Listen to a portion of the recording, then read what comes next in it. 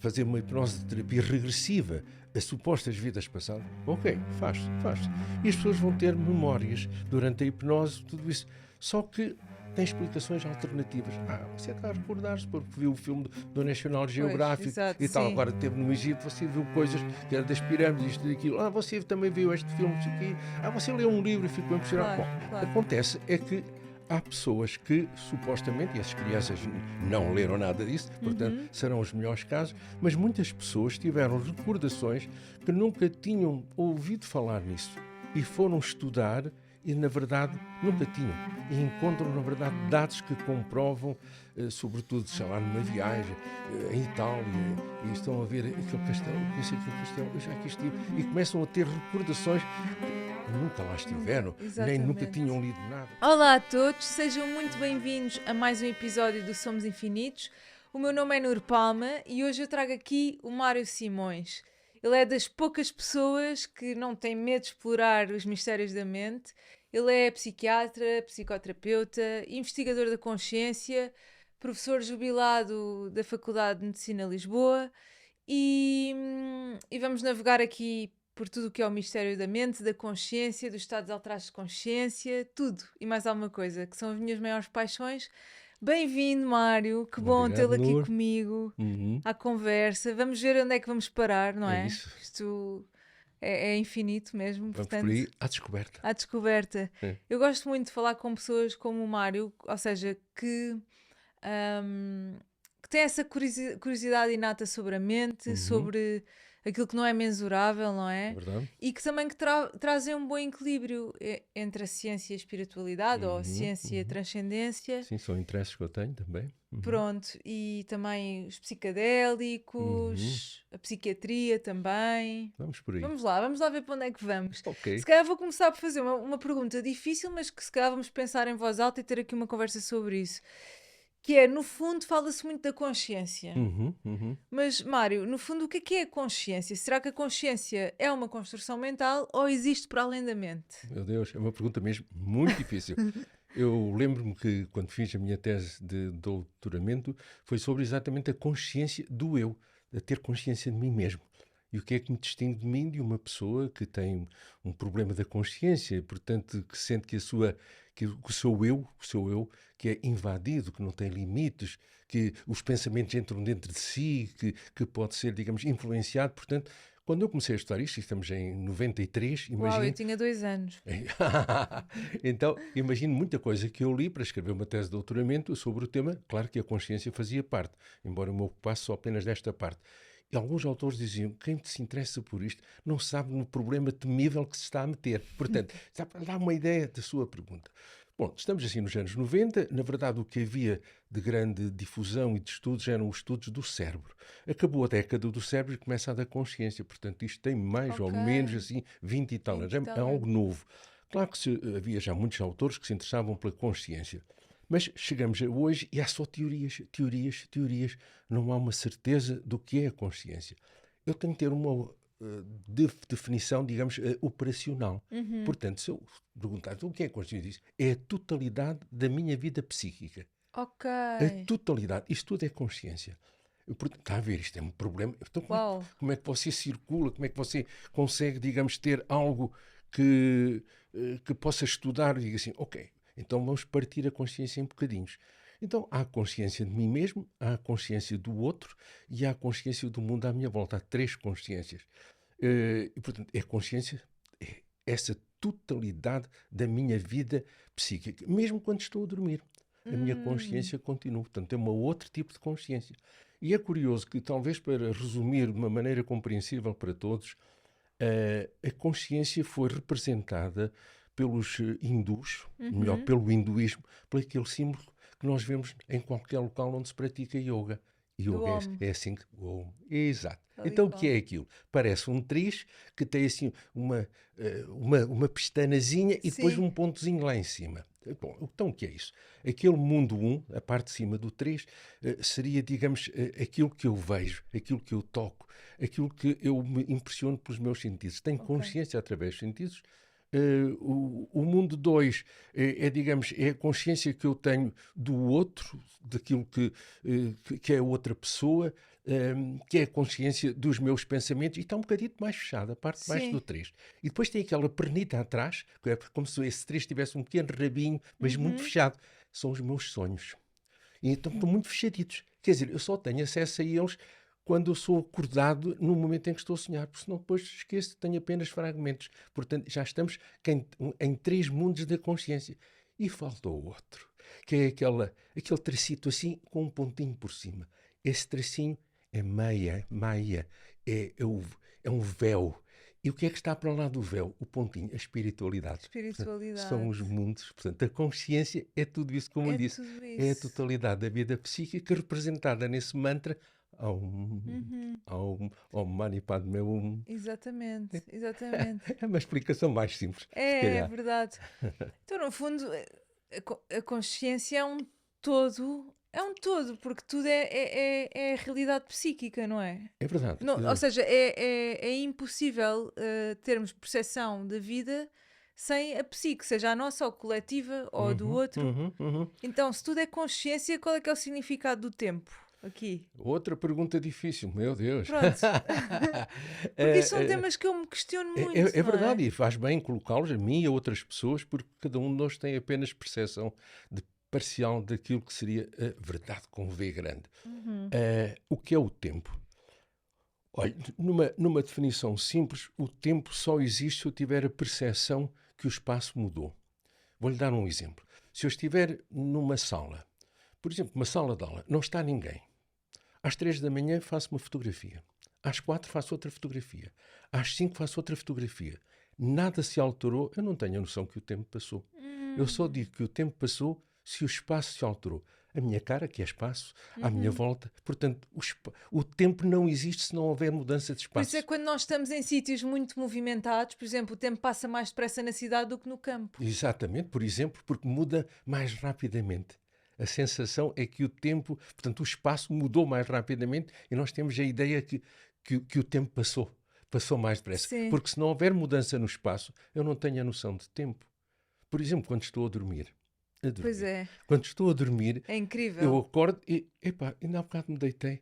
Quer dizer, portanto, o espaço não mudou. Não mudou. Esteve ali. E, portanto, isto é talvez a minha percepção para lhe explicar de modo simples mas a sua pergunta. Explica de forma muito simples. Mas sim, é verdade. O Mário já falou aqui 3 vezes sobre sonhos, estados oníricos, ou dormir. Sim. E eu devo dizer-lhe que, pronto, nem sequer tinha pensado nisso, mas é uma das minhas grandes paixões, os sonhos. Boa. Eu estudei psicologia criminal e desde sempre dos temas dos temas que mais fascinantes sempre foi o livro também da interpretação dos sonhos de Freud, pronto. E também porque eu sempre tive sonhos assim, tipo, desde muito pequena, sonhava que estava a voar e depois pensava como é que eu tive esta... E depois já tive um sonho lúcido que estava a voar e controlar o voo. A grande parte desses sonhos de voo costumam ser sonhos lúcidos. Exatamente. É e eu controlar esse sonho, até agora eu sonhei que estava dentro de um jogo do Sonic, sabe? Sim. Em que estava a voar e que estava a controlar o voo. E depois já sonhei outro sonho lúcido em que controlava o sonho e depois eu pensava, como é que eu já tive a experiência de voar num sonho se eu nunca experimentei voar antes? Mas a verdade é que já tinha feito, antes deste sonho, eu já tinha feito para queda livre, portanto deve ter sido a partir daí que eu recolhi essa sensação. É verdade. Isso que acabou de dizer, de certo modo, diz qual é a matéria de que são feitos os sonhos. Ora, os sonhos são feitos da vida do dia-a-dia. E que muitas vezes ficam armazenados em memórias e que nesse tempo em que nós estamos num outro estado de consciência, que já não é o estado de vigília em que estamos agora, é um estado fisiológico, mas modificado em relação a este, por isso chamam estados modificados de consciência, o sono e o sonho também, sobretudo o sonho. E, portanto, o que é que vai levar para o sono? Para o sonho, vamos falar de sonhos, ainda não de sono. O que é que leva para o sonho?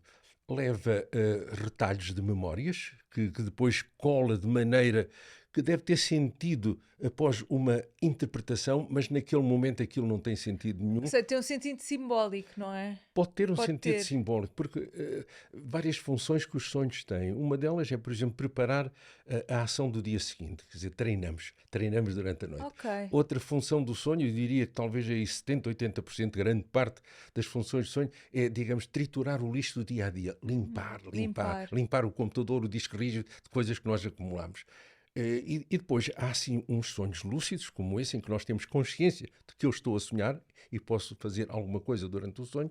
E depois há assim uns 2%, 3% que são sonhos que nos dão notícias do futuro.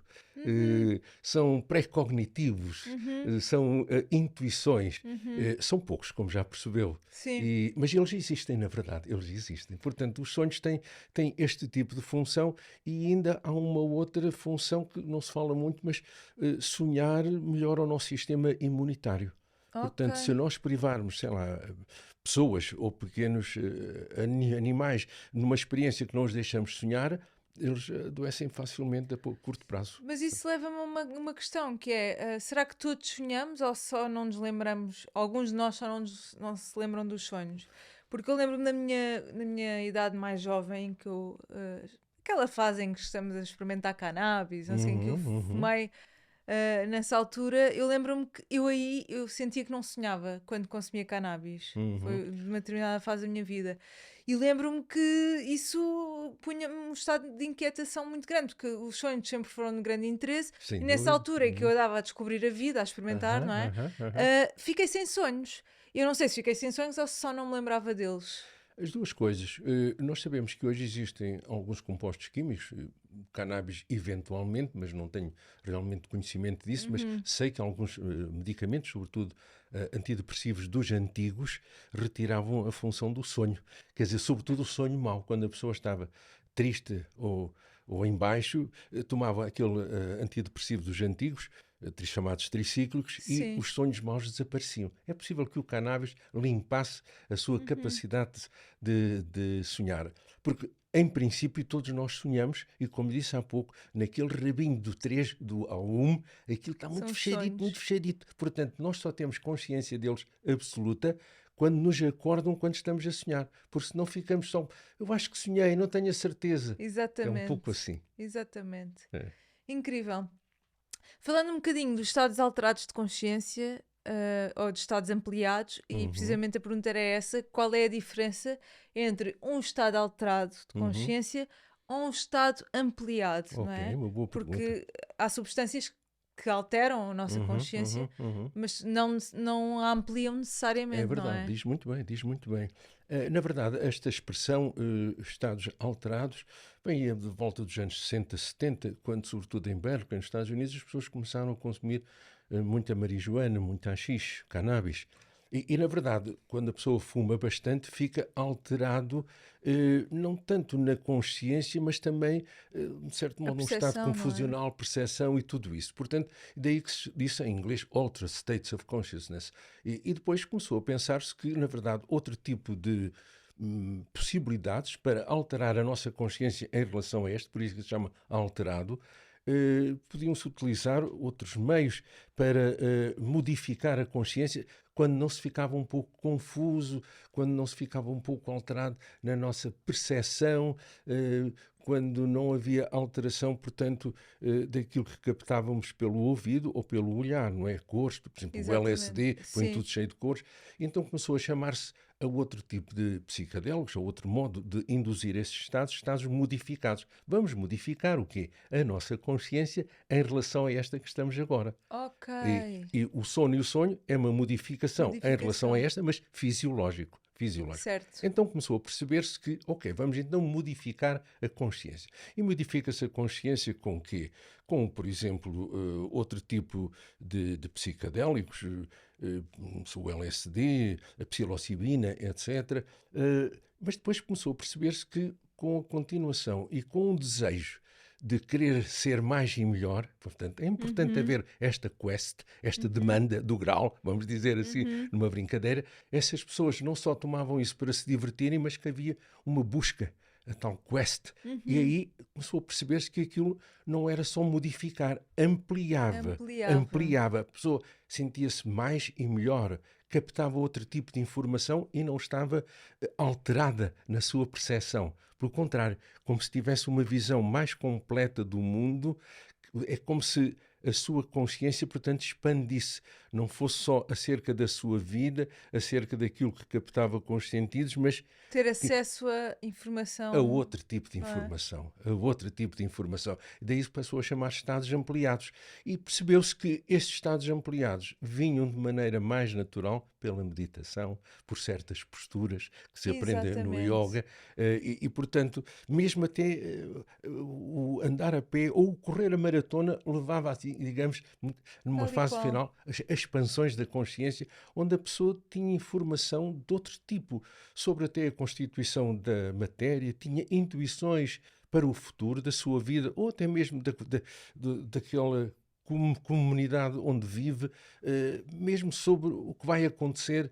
Enfim, havia, portanto, uma maneira de ampliar a consciência de outros modos, mas que ainda hoje se continua a fazer através de alguns psicadélicos, sem dúvida. Eu ia lhe perguntar, mas já me respondeu, que é se esses estados ampliados de consciência só o conseguíamos através de psicadélicos. Obviamente que não é? Através da meditação. A corrida, disse muito bem, porque para mim a corrida é uma forma de aceder a esses estados. Eu estava agora a recordar-me, até através da hipnose clínica. Exatamente. Através da hipnose, que é um estado praticamente muito semelhante. Eu poderia definir o que é a hipnose. Olha, é aquilo pelo qual nós todos passamos 2 vezes por dia, ao acordar e ao adormecer. Aqueles momentos, 5 minutos em que a gente ainda ouve o barulho, a televisão, as pessoas a falar, mas já estamos a ter imagens na mente e ainda ouvimos. Naquele momento estamos a fazer a nossa hipnose, ao acordar e ao adormecer. Isso é hipnose. Só que quando nós, digamos, induzimos, com a colaboração de alguém, aquilo não se mantém só 5 minutos. Exatamente. Meia hora, uma hora. Sim. E dá para expandir a consciência também. Pronto, e indo um bocadinho mais fundo neste tema, no fundo, e discutindo um bocadinho, ou seja, eu não estou a supor que o Mário tem todas as respostas, eu só quero pensar alto consigo. Tenho só as minhas. As suas respostas, pronto. O que é que acontece no cérebro dos monges ou de pessoas que meditam, fazem meditações avançadas, ou pessoas que correm maratonas, não é? Que parece que, por exemplo, os corredores, que é o meu caso, que entramos num estado de flow, é verdade, não é? Flow, esquecemos o tempo e até o espaço em determinado momento. Ou pessoas que fazem meditações avançadas, ou monges, não é? O que é que acontece no cérebro destas pessoas? Aquilo que tem sido estudado e tem-se, enfim, feito alguns eletroencefalogramas, até mesmo algumas ressonâncias magnéticas funcionais, isto é, ver, digamos, as áreas do cérebro que mais ascendem de acordo com aquilo, o estado de consciência em que a pessoa está, e aquilo que se verifica na verdade, como se houvesse, de um ponto de vista do eletroencefalograma, nós saímos daquelas ondas clássicas, portanto, sei lá, a delta, que estamos aí de 0 ou 0,5 a 4 ciclos por segundo, entramos depois em teta, que são de 4 a 7, que é, de certo modo, a imaginação, o sonho, e depois entramos, digamos, em alfa, vamos aí de 8 a 12, e alfa é fechar os olhos, já estamos, lá estamos a entrar na meditação, olhos fechados, e depois daí para cima, portanto, são estas ondas alfa, teta, delta. E há uma ou outra que, quando se pensa que a consciência toda ela está hiperativa, toda ela... Pois é, porque o movimento é muito... O movimento ocular dos olhos é maior, pensa que seria essa ondas gama. Portanto, aquilo que se nota são ondas a partir dos 36, 40 ciclos por segundo e pode ser muito maior. Portanto, de um ponto de vista eletroencefalográfico, o que se passa é que essas ondas anteriores todas que eu disse saltam para uma frequência muito mais elevada de gama, portanto... De um ponto de vista da ressonância magnética funcional, daquilo que são as áreas do cérebro mais ativas, sem dúvida que vamos ter aqui sim os lobos parietais, vamos ter os lobos pré-frontais ativos e esses, sobretudo, vão, de certo modo, trocar informação entre eles. E o que nos faz, de certo modo, ter a ideia de que estamos em flow, isto é como se houvesse um silêncio que nos transporta, do qual quase poderia dizer não há um pensamento único, é um flow de pensamentos. Existe um todo. Um todo, tudo corre. Nós não nos dividimos da realidade, não é? Nós somos um todo. Nós somos, eu e a realidade fazemos parte. E portanto estamos assim. E quando eu não estou nesse estado, a regra é voltar à respiração. Então, a respiração é, digamos, é o núcleo, é a âncora, e é através da respiração que tudo começa. Mesmo a meditação, qualquer que ela seja, um estado de hipnose, quando uma pessoa está um bocado, diria, um pouco ansiosa, começa com a respiração. Uma respiração suave e prolongada. E podemos dizer então que a respiração de uma pessoa é quase como se ditasse o ritmo da sua vida, não é? Pode-se Uma dizer. pessoa que respira assim de forma muito acelerada... Não está bem. Penso que não terá calma na sua vida. Portanto, Tranquilidade, eu sim. diria que se ninguém tiver mais tempo para mais nada, aprenda a respirar calmamente, inspirando profundamente e soltando o ar muito devagarinho, o mais que puder, soprando. Eu até digo soprando. Porquê? Porque ouve o som do ar a sair e, portanto, eu fico imerso só. Eu inspiro, sei que expiro e ouço o som da minha expiração soprando, isso imerso, portanto, mais um dos meus canais sensorial, que é o ouvido, e porque estou a soprar, sem querer estou a comprimir o meu abdômen e, portanto, a próxima inspiração vai ser muito maior.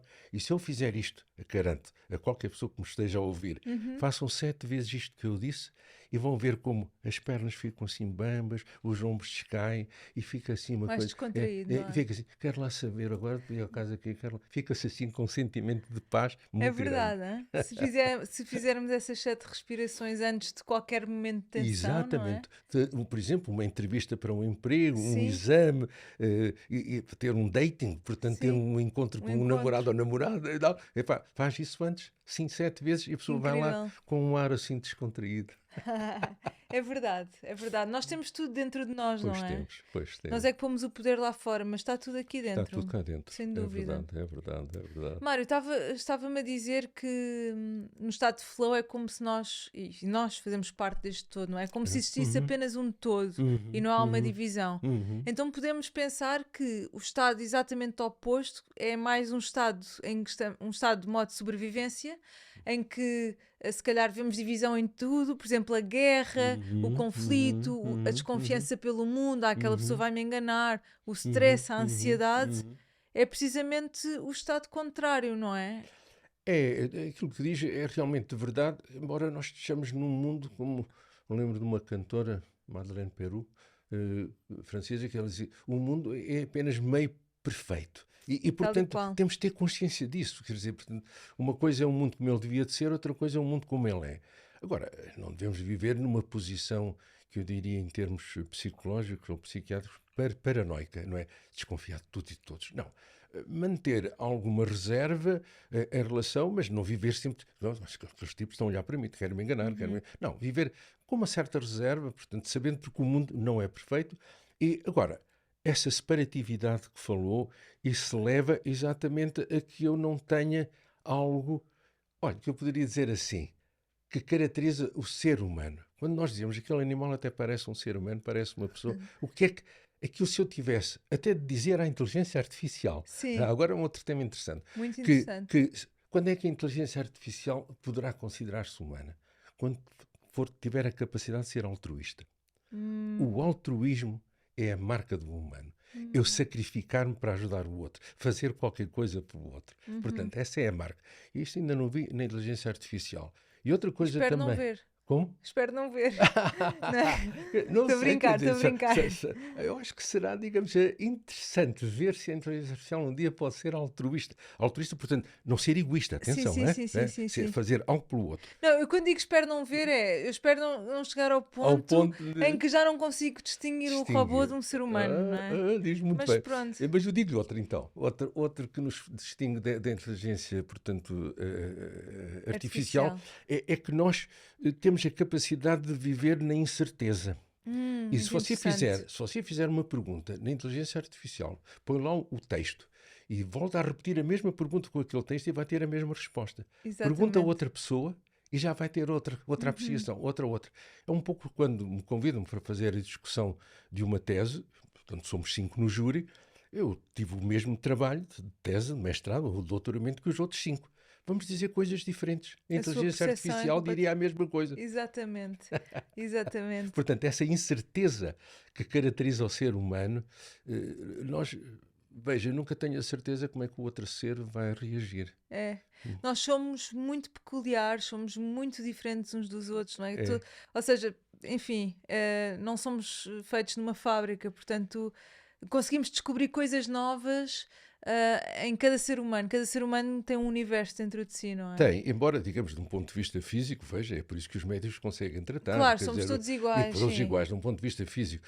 E depois, há realmente algo que foram experiências que cada um fez ao longo da vida que nos moldou, e depois também tenho de falar nisso, a genética tem aqui um certo peso. Portanto, mesmo nós herdamos não só características físicas, como eu também diria uma memória de espécie. Uma memória de espécie, portanto, que já vem de há 200, 300 anos, milhares de anos, portanto, vem dentro de nós uma memória de espécie e depois uma memória mais próxima que vem dos nossos pais, digamos, de comportamentos, herança etc. emocional também, não é? Também, portanto, há todo um ambiente onde eu fui educado de modo diferente do outro. Portanto, o que nos faz muita coisa em comum, mas também muita coisa diferente, daí que se eu apresentar a mesma questão, o mesmo problema, a 10 pessoas, vou ter aspectos diferentes. A inteligência artificial, se eu puser o mesmo problema daqui a pouco e repetir a mesma questão, ele vai-me responder apresenta da mesma sempre maneira. a mesma solução. A mesma solução. Sim, sem dúvida.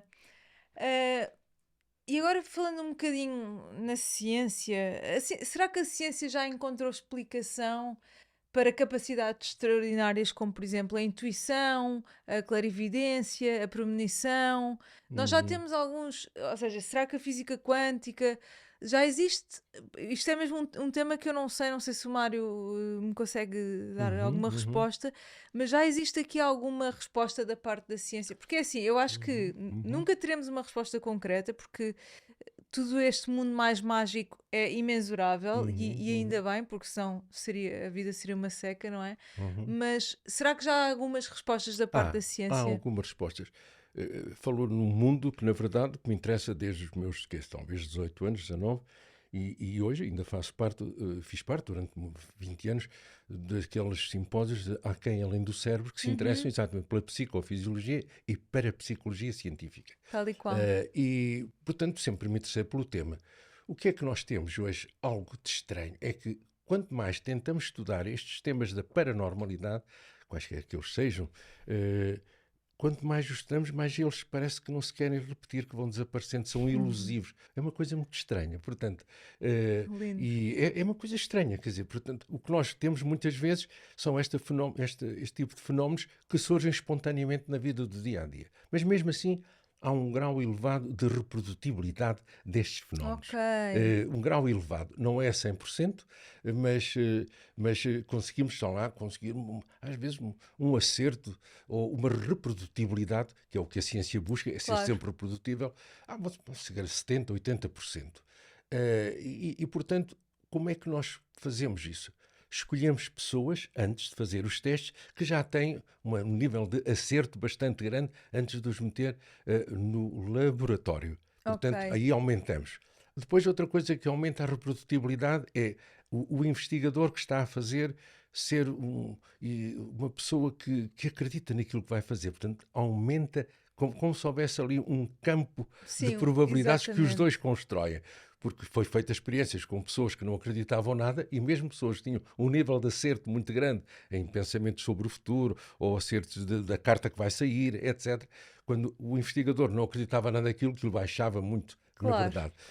E outra coisa também que aumenta, digamos, esta capacidade de acertos ou de premonição, de captar informação sobre o futuro, etc., é um ambiente como este, digamos, pacífico, onde há uma boa temperatura, há uma boa luz, portanto, o ambiente, o investigador e uma pessoa já previamente selecionada têm um nível de acertos muito grandes. Tem que existir uma harmonia, não é? É criar harmonia. E por isso é que para a psicologia científica, em muitos locais ainda não é considerada ciência porque não tem essa característica das leis da ciência, a reprodutibilidade, acertar a 100%. Mas eu digo sempre assim, meus amigos, a psicologia é a mesma coisa, a sociologia é a mesma coisa. Exato. Portanto, sim. o que é que... Daí que eu costumo dizer que a parapsicologia hoje é uma disciplina, vamos dizer assim, científica. Eu não digo uma ciência, digo uma disciplina. Porquê? Porque utiliza toda a metodologia que a ciência utiliza. Os mesmos testes estatísticos, os mesmos instrumentos, a medição de variáveis fisiológicas ou outras. Portanto, é uma disciplina científica. Agora, estuda fenómenos com uma baixa reprodutibilidade e quanto mais os estudamos, mais eles parecem que desaparecem. Claro, claro. Claro, também isso torna as coisas mais interessantes, não é? Nós estarmos aqui...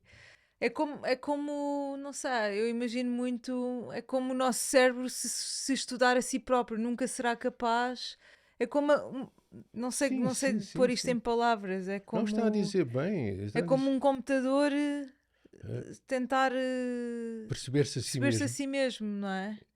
Nós, aliás, veja que a ciência avança, sobretudo estudando o outro ser humano, ou então fazendo autópsias e pegando em cérebros de pessoas que já faleceram, ou bocados de cérebro que foram retirados devido a uma doença qualquer, e vamos sempre a estudar o outro, não é o nosso. Não é o nosso, exatamente. Quer dizer, estudamos, tentamos perceber o funcionamento do cérebro através do cérebro de outros. Sim, e temos aqui alguns relatos de experiências após... de vida após morte, ou aquelas pessoas que estão quase a morrer e depois... Sim. Temos aqui alguns relatos também, não é? Há muitos. É um outro tema também que me interessa bastante, há muitos anos, experiências de quase morte. Exatamente. As experiências de quase morte, portanto, surgem quando a pessoa está num estado onde houve a paragem, a definição de morte que nós temos, é a paragem respiratória e cardíaca. Ok, é a definição de morte e é quando isso para que podem-se fazer, passado um certo tempo de tentativa de reanimação, é que se podem fazer colheitas de órgão, para ter a certeza Exatamente. que a pessoa, senão era o fim. Não é? Passar 2 minutos ou 3, já parou o coração e a respiração. Não, temos de ter um certo tempo de paragem. Mas há pessoas, portanto, que passam por isso, digamos, muitas vezes durante 3, 5 minutos. Eu diria, 5 minutos já está no limiar de haver dano do cérebro, por falta de oxigênio, portanto, o coração parou. Mas muitos cardiologistas têm muitas experiências deste tipo de situações, porque têm mesmo de fazer testes, sobretudo quando põem um implante cardíaco para mandar impulsos para o coração bater e, portanto, têm de ver qual é o tempo, qual é aquele impulso certo para fazer de novo o coração bater. E, portanto, há ali muito tempo, minutos, sim, 1 minuto ou 2, em que o coração não bate, portanto, não chega sangue ao cérebro e, portanto, passam-se muitas vezes, sobretudo na área da cardiologia, situações de, eu diria, semelhantes a esta, de experiências de quase morte. E, portanto, o que é que se passa? Diz-se quase morte porque as pessoas vêm para contar. Portanto, só quem regressa é que conta acerca dessas experiências. E contam sempre o mesmo padrão. Pois é, falam sempre do túnel. Exatamente. Vêm-se fora do corpo, olham cá para baixo e dizem, eles estão a tentar tratar o meu corpo, eles não veem que eu estou aqui, eu estou a ver o que eles estão a fazer. E até há pessoas que contam que ficaram zangadas quando na mesa de operações dizer assim, este tipo não se vai safar. Não se safa, estou aqui a ouvir a conversa e estão a dizer isso. Ficam zangados e depois ralham com o médico. Cuidado com aquilo que você diz quando está a reanimar. E, portanto, a experiência fora do corpo, primeira, começa aí, depois, e olham para baixo e veem o seu corpo, depois sentem uma atração muito grande para um local e sentem que estão a atravessar um túnel, um vórtice, que estão a ser levados por ali. Durante a passagem do túnel encontram pessoas que já faleceram. Próximas, não é? Ou a mãe, ou o pai. Ou o seu cãozinho. Ou o gato, encontram o gato, a mãe, o pai, até amigos que faleceram há pouco tempo e continuam essa trajetória e vão andando até que sentem uma atração por uma luz, é o que contam, uma luz forte, muito grande, e ficam ali perante aquela luz e essa luz quase que os invade, passa por eles e eles sentem uma paz, um bem-estar fantástico e que apetece ficar ali. Sentem o amor absoluto. Ninguém me critica, sinto-me acolhido e se a morte é esta eu prefiro ficar aqui e alguns não querem voltar. Não querem voltar. E então aparece uma figura de autoridade, pode ser o pai que os recebeu, ou a mãe, ou um bom amigo, um irmão, e diz assim, ainda não chegou a tua hora, tu deves voltar. Ou então outras pessoas falam de uma figura religiosa, Jesus, ou de acordo com a sua cultura, portanto um Buda, e que diz, ainda não chegou a tua hora, deves regressar. E alguns dizem, mas eu queria ficar aqui, mas não podes ficar. Portanto, porque muitos gostariam de ficar.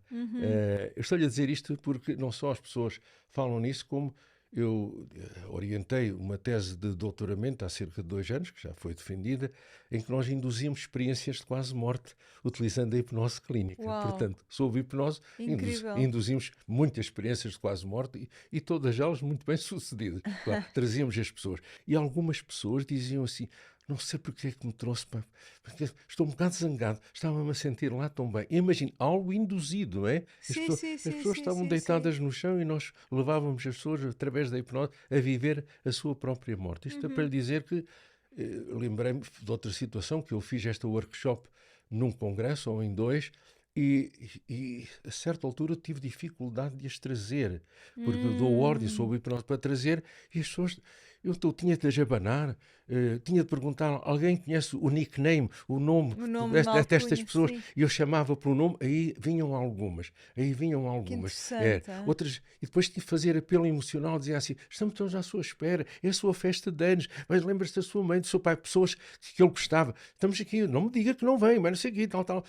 E a certa altura, mesmo assim, às vezes havia um que não queria vir. E sabe como é que nós o trazíamos? Como? Tínhamos de provocar dor.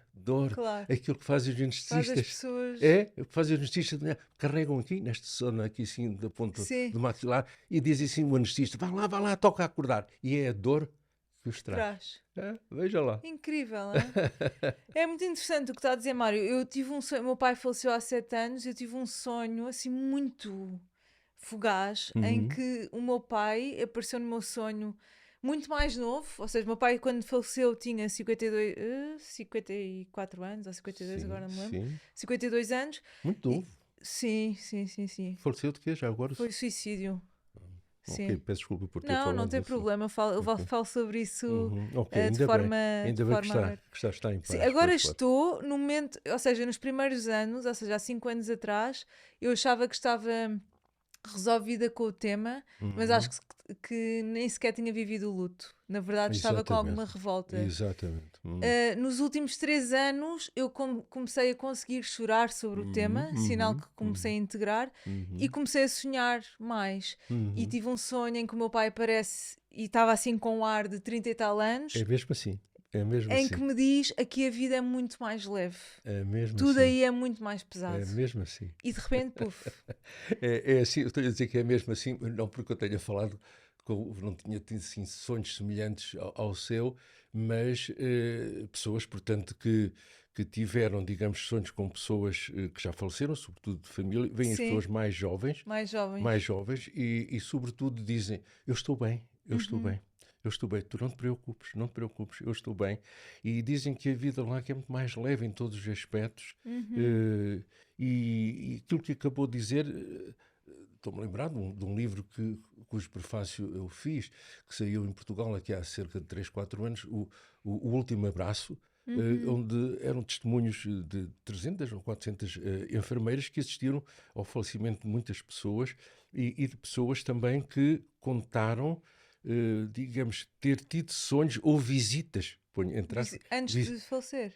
Não, pessoas que faleceram e que as visitaram durante a noite. Seja em sonhos ou às vezes com um sentimento de presença. De presença. Portanto, e contam isso, que a pessoa que faleceu diz: eu estou bem, não te preocupes. Sim. É porque, e principalmente, isto é um tema que eu também tenho pensado bastante, até porque há pessoas chegadas e familiares que têm falecido ultimamente, no último ano, e há uma coisa muito comum, que é estas pessoas, antes de falecerem, falam sempre muito da família, que têm saudades. Por exemplo, o meu tio, que já faleceu há algum tempo, que faleceu novo também, faleceu 1 mês depois do meu pai, e que foi com um ataque cardíaco. Num dia antes da morte, ele falava muito que tinha muitas saudades da mãe e que queria voltar a ver a mãe. Depois outras pessoas que faleceram há pouco tempo, parece que quando se aproxima a morte falam muito de ter saudades de familiares que já faleceram, ou do passado. Não sei se isto é uma observação minha ou se é uma coisa... Não, é uma situação que muitas vezes as pessoas, aliás, quando se aproxima cada vez mais desse momento, falam às pessoas que as visitam o sentimento que teve aqui o meu marido, teve aqui o meu neto que faleceu num acidente de viação. Exatamente. Quer dizer, portanto, é como se já estão entre cá e lá. É como se tivesse uma ampliação da sua consciência para captar informação de outro modo. E, portanto, a sua consciência ampliou de tal modo que é capaz de ter o sentimento de presença. Outras pessoas veem como... Tive ali um vulto que eu poderia dizer que era... E esses vultos estão tanto mais formados quanto mais a pessoa estiver próximo deles. Senão, geralmente, os vultos que se veem é um sentimento só. Não sei porque era a energia da pessoa. Aquele vulto parecia-me... E outra coisa curiosa que as pessoas apontam é não se vê os pés. É parte só da parte de cima, aqui do meio das pernas. Por isso é que eu digo, quanto mais tiverem a sensação dessa presença, mais próximos estão do lado de lá. Do lado de lá. Do lado de lá. Muito interessante. E tocando aqui um bocadinho na psilocibina e na ayahuasca também, será que experiências, por exemplo, através da ayahuasca são construções mentais, que eu não acredito que sejam, ou são, de facto, portais para a transcendência ou para estados mais elevados, para acesso a outro tipo de informação, não é? Porque os relatos também são muito interessantes, apesar de eu nunca ter experimentado ainda, mas de me chamar imensa atenção, porque de facto... Eu acho que disse muito bem a sua última expressão, é outro tipo de informação. A ayahuasca expande a nossa consciência. E, digamos, já experimentei várias vezes. E portanto, posso dizer-lhe que cada experiência é uma diferente da outra.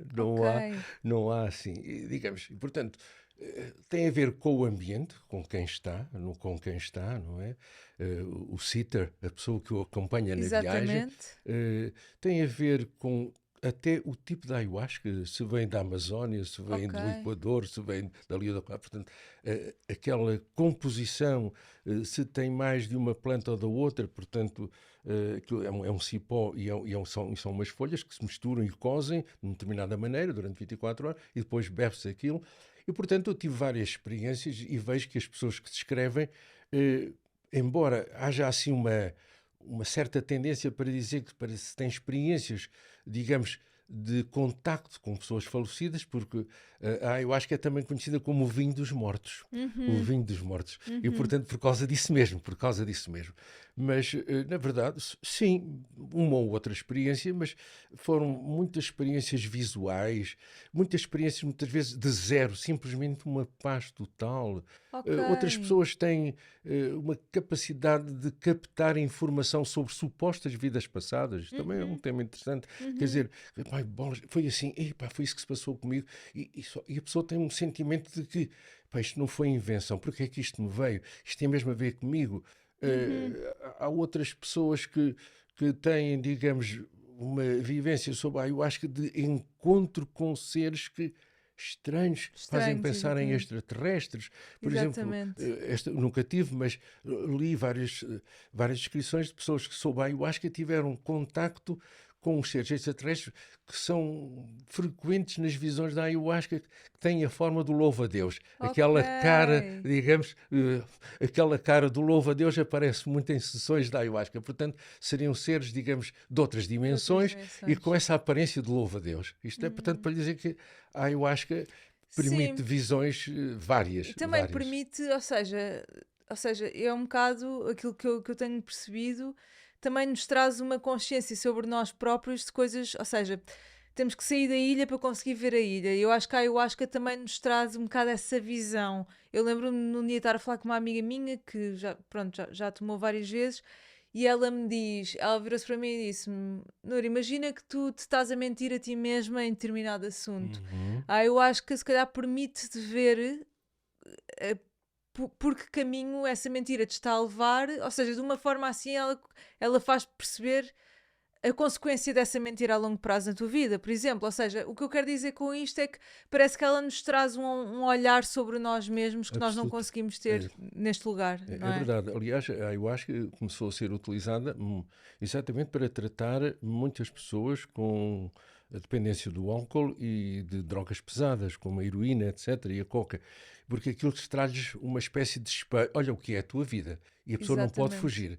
Enquanto numa sessão psicoterapêutica normal eu consigo entreter a mim mesmo e a pessoa que me está a ouvir, a fazer a terapia, Ali não, aquilo impõe-se, quer dizer, não posso fugir da visão que eu tenho. Exatamente. Aquilo põe-me em frente a mim mesmo. E daí que, por isso, tem sido usada, como disse, para tratamentos deste tipo de situações. Agora, aquilo que eu diria, e acho que é importante dizê-lo já, é ver com quem vão fazer essas sessões. Tem que ter uma pessoa responsável, uma pessoa que indique que não se pode ir para lá de barriga cheia, que se tem que ter alguma dieta típica da ayahuasca, portanto, não comer carne, ir para lá praticamente em jejum, porque senão são os vómitos, e sobretudo ter alguém que depois da sessão da ayahuasca acompanhe a pessoa a dizer, agora conta-me lá tudo o que viveste e vamos falar disso. Porque se aquilo fica só entre a pessoa e a sua vivência, aquilo volta outra vez tudo ao mesmo. Por isso é que há pessoas que tiveram experiência, mas nada mudou. Portanto, é preciso trabalhar... Essa integração, não é? Integrar aquele vivido na vida da pessoa com alguém que esteja, digamos, interessado, mas neutro em relação àquilo. Sim. Sim. Isso, portanto, seriam as indicações e não fazer experiência simplesmente assim. De forma recreativa. Porque há pessoas que já têm uma certa fragilidade, digamos, interior de si mesmo, em termos de afirmação, em termos de autoconhecimento, etc., e portanto, ficam piores. Era o que eu lhe ia perguntar, se será que eu acho que é para todos? Não é para todos. Não é para todos. Sobretudo pessoas que já tiveram alguns indícios de doença psiquiátrica, sobretudo ligado a delírios, alucinações. Eu lembro de uma frase que Stanislav Grof dizia, o homem, portanto, que pôs assim o LSD na berra, que dizia, para perder o seu eu é necessário ter um eu forte. É interessante esta frase. Muito interessante. Portanto, é interessante. Acho que essa frase respondeu completamente à minha questão. Completamente. Ok. Mário, falou em vidas passadas. Qual é que é a sua opinião, ou se podemos explorar um bocadinho esse tema? Porque tudo. Não há tabu. Por exemplo, eu que sinto... Isso é incrível, não haver tabus. Mas ao navegar pela vida...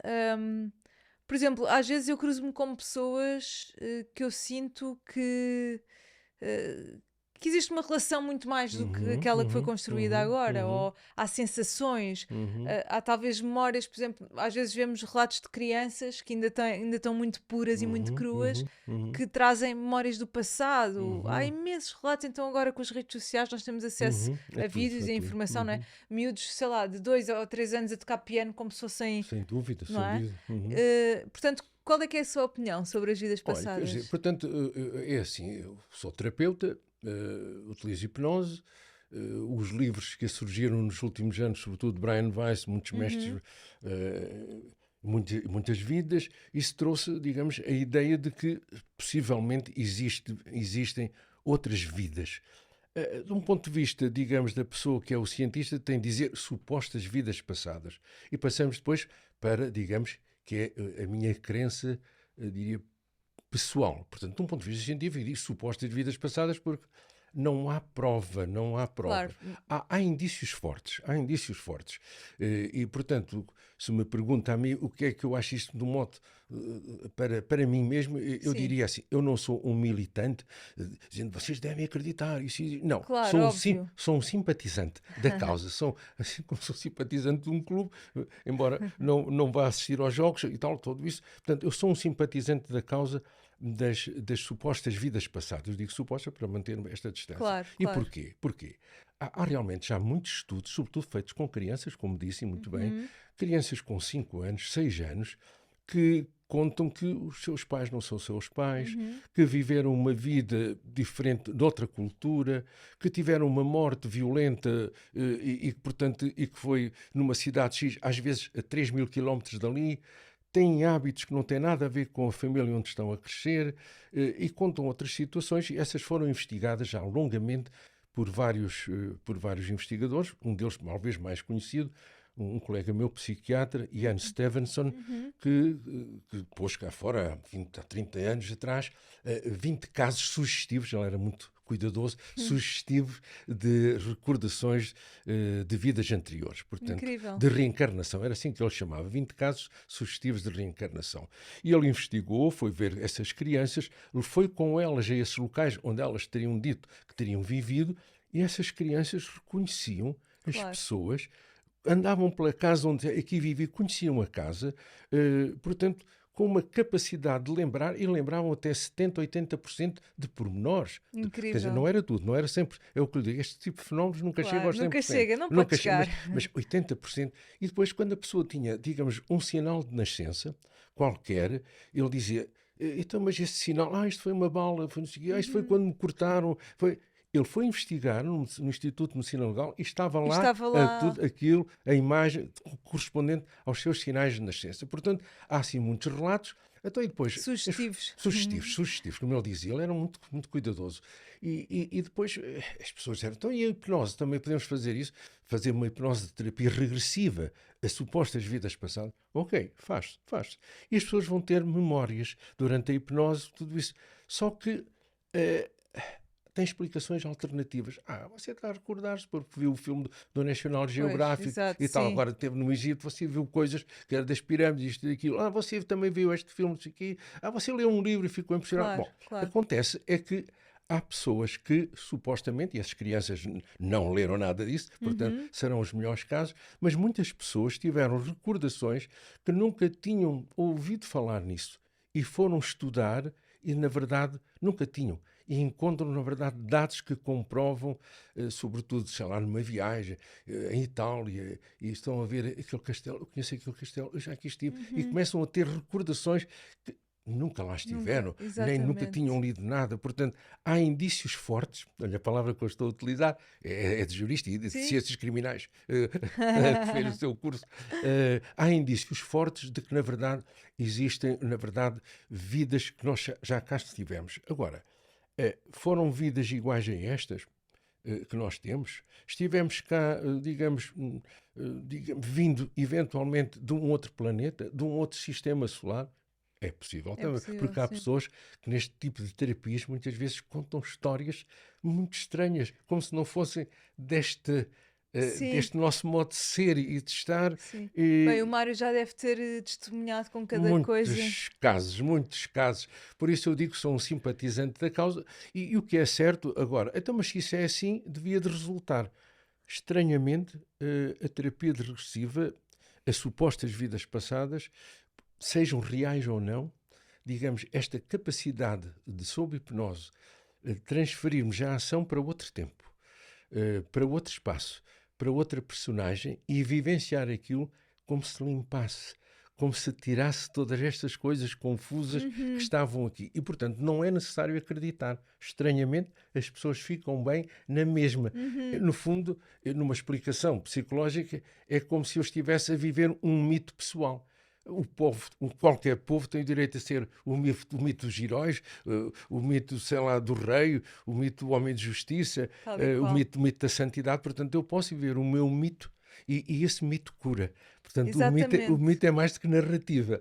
E, portanto, as pessoas, ao viverem isso, ou pode ser uma metáfora do inconsciente, outro tipo de explicação. Sim. Daí que não é por este método que se consegue provar vidas passadas.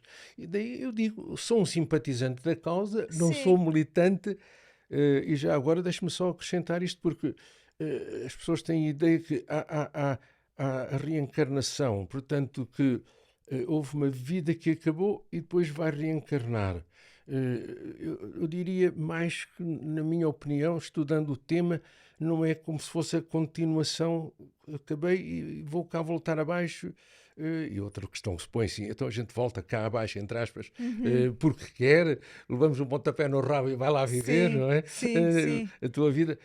Eu acho que é mais complexo, mas pronto, só para dizer que se nós decidirmos de moto próprio, ou porque temos alguns senhores do destino que conversam connosco acerca da nossa, planeiam connosco em conjunto a nossa próxima vivência, eu aqui sou simpatizante, sobretudo, do budismo tibetano, em que falam não tanto de reencarnação, portanto, uma que acaba, não é? Mas de renascimentos sucessivos.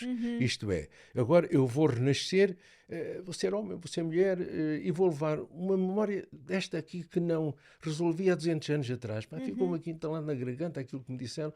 E na outra, eu queria ter este objetivo, essa já foi há 200 anos atrás.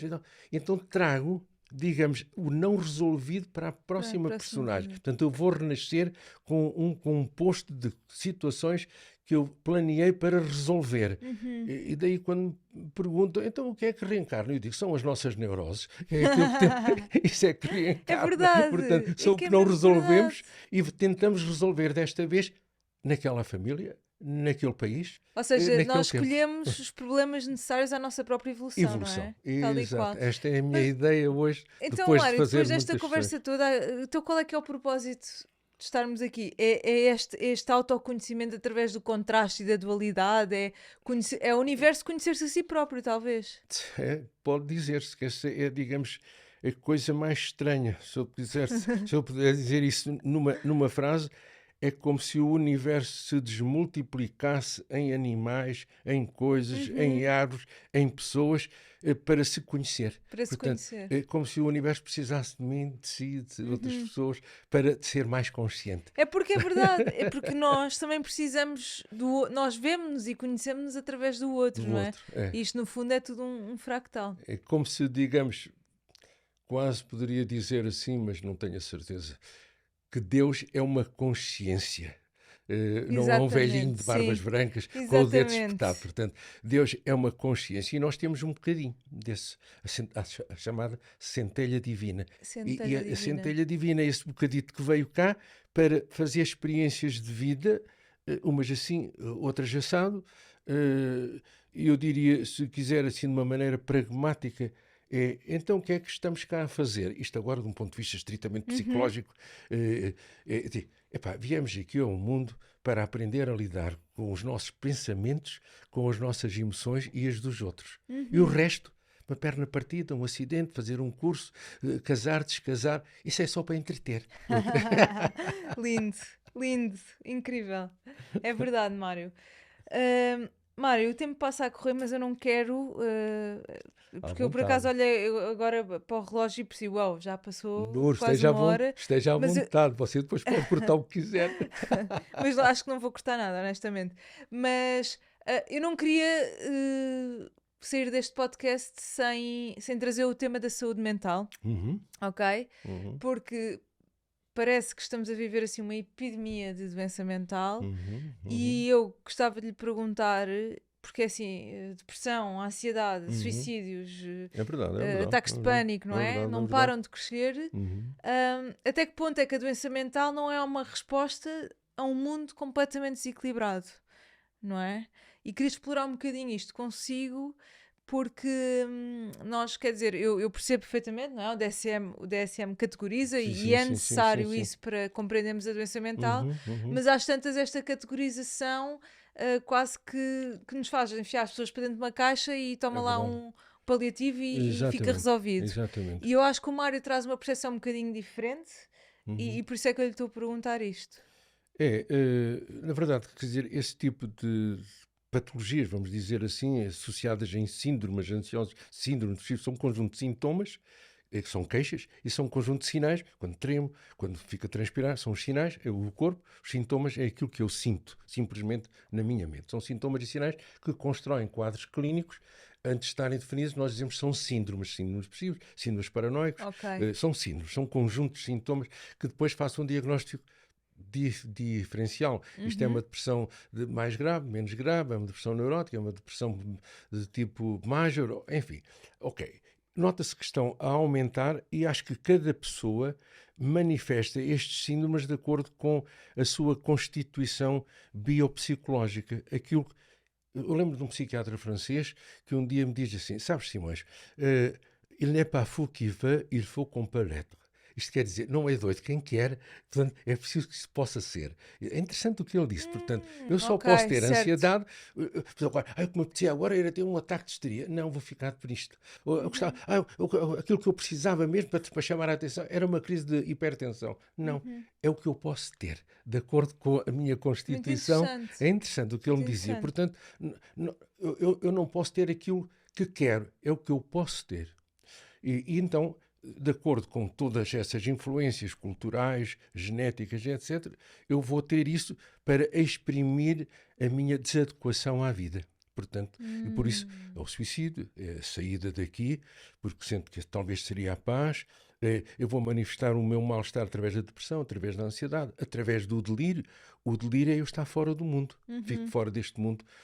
E fora deste mundo ainda posso estar muito mais fora, em que ouço coisas que os outros não ouvem.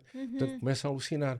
Portanto, isso aí, a doença hoje está cada vez mais porque deixou de haver um sentido. Eu diria que deixou de haver um sentido para o estar cá. Eu dei há bocado aquela definição, estou cá para lidar com os meus pensamentos e com as minhas emoções e com as dos outros, só que as regras hoje estão a falhar.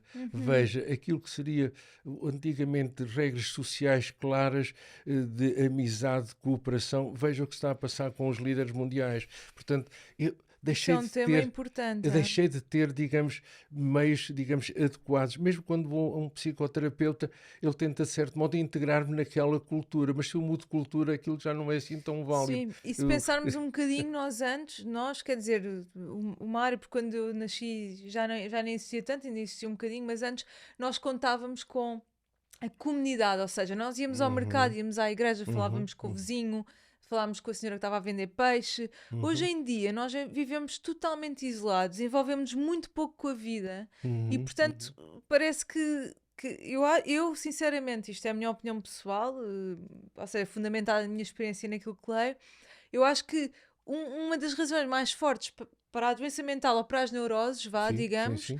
é a falta de envolvimento e experienciar a vida, ou seja, ficarmos muito tempo com os nossos pensamentos em casa, nas redes sociais, em modo de comparação, ansiedade, não é? E acho que isso, principalmente para as gerações mais novas, vai ser um problema. Começa a ser, e aliás tocou agora num ponto que começou a ser dada atenção nos últimos tempos, que é o problema da solidão. A solidão. Portanto, as pessoas, muitas vezes, mesmo estando acompanhadas, estão sós. Quer dizer, não há comunicação entre elas. Portanto, e isso passou a ser hoje um problema, digamos, candente, e começa a haver estudos sobre isso e, sobretudo, propostas. Daí que, até mesmo de um ponto de vista, eu diria, social, começa, digamos, a tentar ter listas de pessoas que vivem sós e a dar um aparelhinho para contactar, até uma pequena conversa.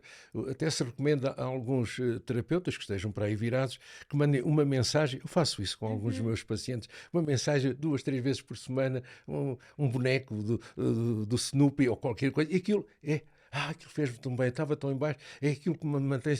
Portanto, a pessoa sentiu que houve alguém que se preocupou com ela.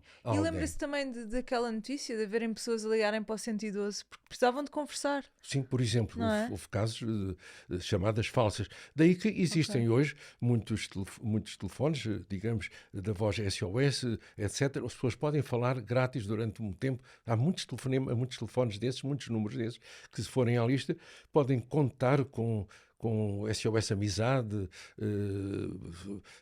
telefones ligados à linha de suicídio para crianças, etc. Portanto, se as pessoas fizerem procura, têm telefones com os quais podem, digamos... Mas qual é que seria assim, agora eu estava a pensar, tendo em conta que estamos a viver cada vez mais isolados, não é?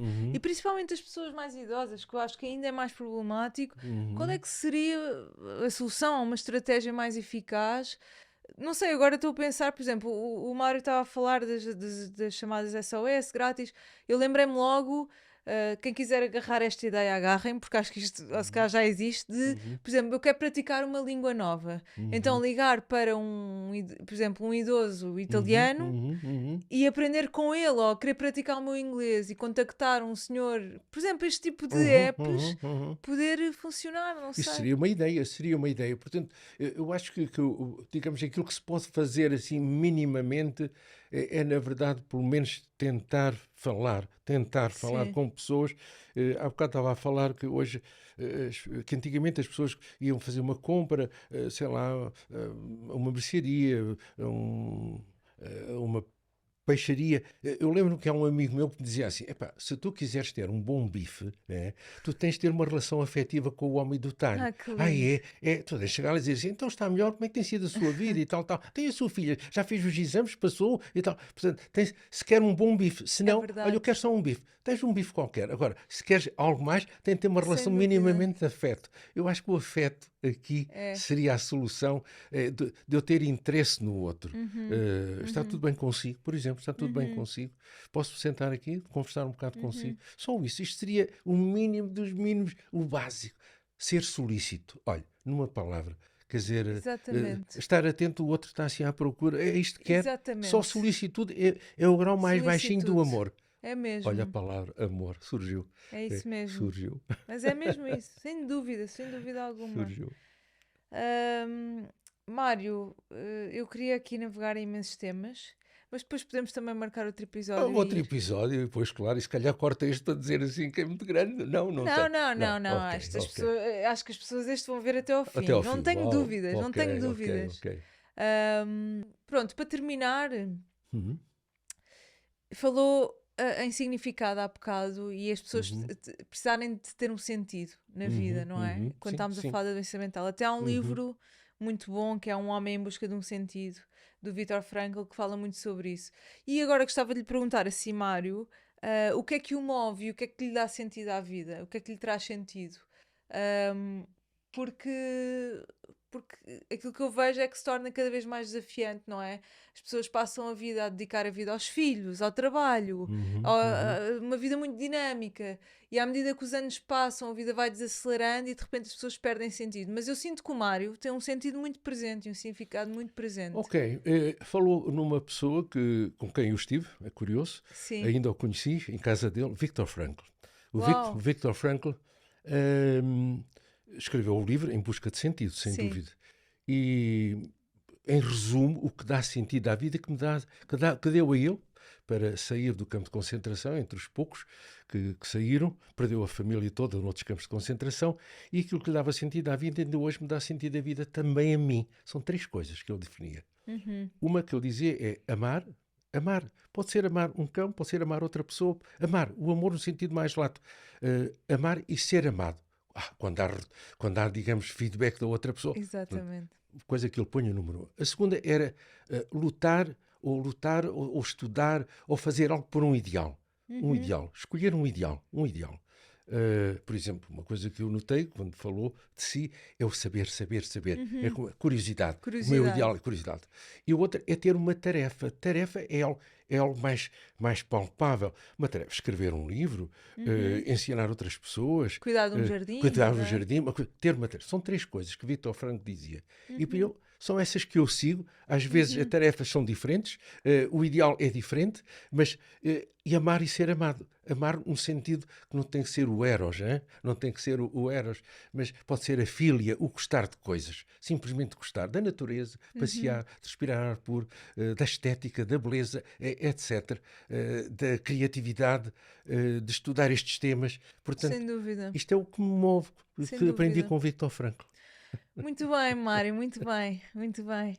Então, para terminar, vou-lhe fazer 2 perguntas que esta faço a todos os convidados. Sim. Que é, se pudesse deixar uma mensagem ao mundo, apenas uma mensagem, imaginemos que amanhã já não cá estava e hoje poderia deixar apenas uma mensagem ao mundo, qual seria? É curioso que a pergunta que me faz-me assim, eu nunca pensei nisso, é como se vivesse a vida no momento, vivesse a vida. Isso é tão bom. Eu vivo a vida, e um dia já não estou. Faz-me lembrar, não sei, foi um santo, qualquer coisa, Neri, não me lembro dizer assim. Olha, se tu soubesses, eu era jovem ainda, uma criança, 6, 7 anos, se tu soubesses que o mundo ia acabar dentro de 1 hora, o que é que tu ias fazer? Continuava a brincar. Não? Continuava a brincar. Essa é a mensagem. É a mensagem. Portanto, estejam na vida, vivam a vida com sentido. E esse sentido pode ser de acordo com estes três aspectos que eu falei. É viver a vida, é continuar a vida com sentido que nós lhe damos pela tarefa, pelo ideal ou pelo amor. E o amor, como disse, não é preciso ser eros, às vezes é só ser solícito, ser simpático, ser gentil. Ser gentil. Muito bem, Mário. Então, para terminar, se pudesse recomendar só apenas um livro ao mundo, qual seria? Deixe-me ver um livro que me tenha assim impressionado. O tempo que quiser. Um livro que me tenha impressionado e que eu tenha lido e que me tenha impressionado. Ao longo da vida fui lendo muitos livros que me impressionaram. Deixa-me ver, desde romances, livros científicos, mas há um livro que eu me lembro que li há muitos anos, que me motivou bastante para estar na vida com uma atitude de quase ingenuidade, de curiosidade, que era O Despertar dos Mágicos, de Pauwels e Bergier. Portanto, é um livro muito antigo. Quer dizer, o mágico desperta para um mundo e fica... Que fica encantado. E esse livro deixou-me sempre com essa ideia de, ok, então, e se eu fosse mágico? Então preciso despertar. Lindo, é verdade. lindo. Mário, obrigada pela conversa. Foi mesmo muito boa. Eu é que agradeço. Gostei muito de estar aqui à conversa consigo. Muito obrigado também. Eu é que agradeço porque quando nós falamos parece que pomos a ordem no nosso pensamento. Portanto, eu agradeço muito. Obrigada. Obrigado.